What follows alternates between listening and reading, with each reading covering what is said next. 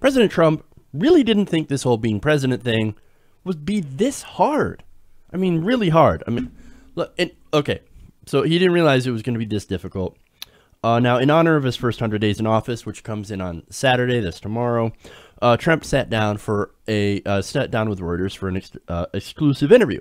Now, what was said defies belief. Now, I'm going to cover one part of this where he talks about his experience as president. Now, reading this, it still makes me, like, I still literally cannot believe that that America elected this man baby as the president. Okay. Now, let me give you some of that. Now, when asked about his new life versus his old life in the private sector when he was running his business, he said this, quote, "I loved my previous life. I had so many things going. This is more work than in my previous life. I thought it would be easier." Wait, you thought that being president of the United States of America, the most powerful country in the world, would be easier? Man, who would have thought that being the president of a country would be hard? I didn't think it was. Turns out, hey, who knew it would be this hard? Who knew it would be this complicated? Oh my God, man. Hey, man, turns out being president, a little difficult. Maybe I should have stayed in the private sector. Maybe you should have. Again, who knew being president would be so hard? Well, turns out everybody did. I wonder if that made him go back and think, maybe I shouldn't have been so hard on Barack Obama. No, of course, that would have never crossed his mind. Never crossed his mind whatsoever. All right. Look, he's a child. Look, you really had no idea what you were getting into? Look, say what you will about career politicians, but there's a chance that putting an unprepared moron into the highest office in the land is a bad idea. I mean, look, I'm not saying that people who are not in politics can't get into the job and at least learn the ropes and actually do a good job. There are cases where that actually did happen, but I highly doubt Donald Trump is that kind of guy. This guy is somebody who's going to bumble and fumble along, and all we can hope is that he doesn't screw it up so bad by causing World War III. Although, with North Korea, and we got a story on that later, he might actually even mess that up. Sad. Now, to show you how much of an idiot man-child he is, and how he really doesn't care about policy, really doesn't care about anything other than winning, midway through a discussion about Chinese President Xi, the president actually paused to hand out copies of what he said were the latest figures from the 2016 electoral map. So, okay, he's in the middle of a discussion about President Xi. And he's like, by the way, oh man, did you see how much I won by? What are you doing? Dude, the election was months and months ago. You won it. Okay, great. No, he's got to come and get the latest reports from 2016, from how much he won. And go, by the way, hey, take a look at this. That's great, isn't it? No, in fact, he said, quote, here, you can take that. That's the final map of the numbers. Handing out maps of the United States with areas he won marked in red. It's pretty good, right? The red is obviously us. Not only that, but he had copies for each of the 3 Reuters reporters that were in the room. Hey, make sure all these reporters have a copy of how much I won the election by. What? This is our man baby president. This is insane. This is insane. Stopping in the middle of a discussion about China and saying, oh, by the way, I won big league. Okay, you got to check out this Man, I won more than I thought I would. Than I thought I won. Insanity. Insanity. And look, this shows exactly what Trump cares about. He only wanted to be president because it meant winning and because he thought he could do less work. What did he think a president actually did? Just go out and make speeches?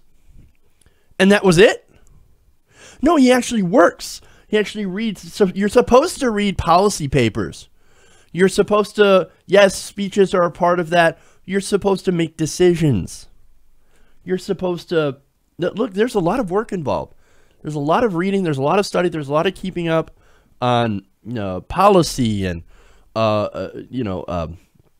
diplomacy and meeting with foreign leaders and figuring out where you're going to go. And then, of course, there's politics involved, too.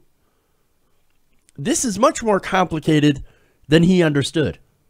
And now that he's like, oh, man, I didn't realize this was going to be that hard. If I realized it was going to be that hard, then maybe I should have stayed in the private sector where basically I did nothing and everybody did stuff for me and I just sat there and collected money. Yeah, well, you know what? Maybe it would have been better. In fact, I know it would have been better had you stayed in the private sector. That would have been great. Now, it's funny because he's now getting an education on this, and of course, so is the rest of the country. In fact, especially on the issue of checks and balances on the president from the judiciary. Of course, he's been getting a lot of his, he got his Muslim ban blocked by a Hawaiian judge, and is also getting other policy proposals blocked. So, yeah.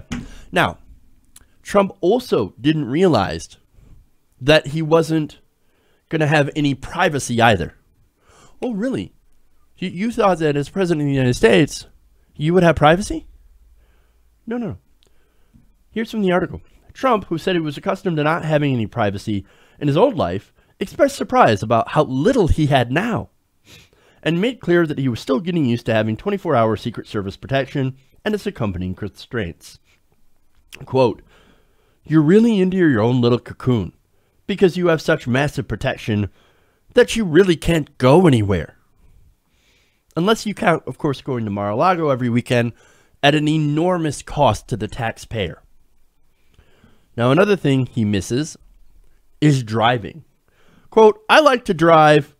I can't drive anymore. Sad." I added that. Again, did you not realize what this job actually entailed before you applied for it? Nope. He didn't. He didn't know. He didn't know anything because he's an ignoramus. The guy's an idiot. He's not smart. Despite him saying, oh, no, hey, I'm like a... And then they say, there's Donald Trump, an intellectual. Trust me, I'm like a smart person. He is not a smart person. Who says I'm like a smart person? He is not a smart person. He had no idea what he was getting into. And guess who gets to suffer? We do, the American people. But anyway, look, him being president, it's kind of like me as a talk show host without any medical background or history, applying to be a brain surgeon or any kind of surgeon, getting the job, and then not knowing what the hell to do. It's the same kind of thing. I would be completely unqualified. And guess what? So is he. And look, Republicans used to go after President Obama, and I thought very unfairly, about him being a junior senator before running. At least the guy had political experience. At least he was, and before that, he was a community organizer, which I guess also helps. What was Trump before? A CEO of a business and a reality TV show host. I'm sorry, but that's not experience in politics. God. Look, this is a world now, okay? And look, hell, you know what? Nobody should ever be able to tell anyone else applying for a job that they're not qualified enough. Because if someone like this can be elected president of the United States, then I should just be able to walk into any place of employment and say, I want the job. Well, you're not qualified for it. Yeah, well, look who's president. He wasn't qualified either. No idea. I mean, we gave this man the nuclear codes. God help us all. No, but Jeff, you don't understand. He may not be qualified, but he said he's going to surround himself with the best advisors. Okay, well, best advisors. People like what? Steve Bannon, Steven Schwartzman, Steve Mnuchin, Jared Kushner, or a whole cabinet full of former Goldman Sachs alum, along with other big business CEOs? So basically you're saying, but that's okay, he's going to be surrounded by the swamp. Well, that's what we call those people, right? That's the swamp. I guess with the exception to Steve Bannon. He's a whole completely different nasty thing that we don't want to get into. But no, he surrounded himself with the swamp, the very thing that he claimed he wanted to drain. Not only that, but he frequently turns to outside friends and former business colleagues for advice and positive reinforcement. Senior aides say that they are resigned to it. So, from what I understand, they don't really want to have to give him advice on how to do his job. Because he should already know how to do his job, and that's lead countries. But again, this is what happens when you elect somebody who has no political experience and no experience whatsoever doing anything worth of value. He is nothing more than a reality TV con man, and he's not even good at it. I mean, you could make an argument for somebody who was actually good at doing business. Okay, then and knows how to manage companies. Trump couldn't even do that. He's bankrupted casinos. The guy's an idiot.